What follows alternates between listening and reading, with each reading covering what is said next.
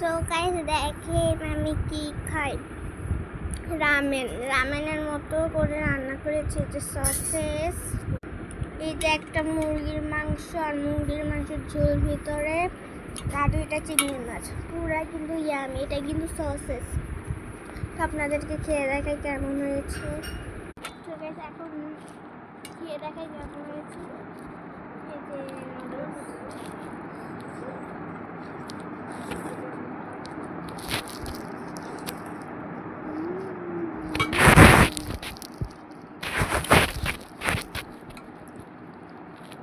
Sausages,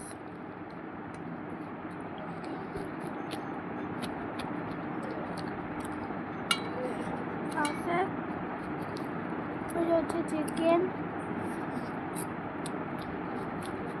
এটা চিনি, অনেক মজা। আপনারাও ট্রাই করবেন।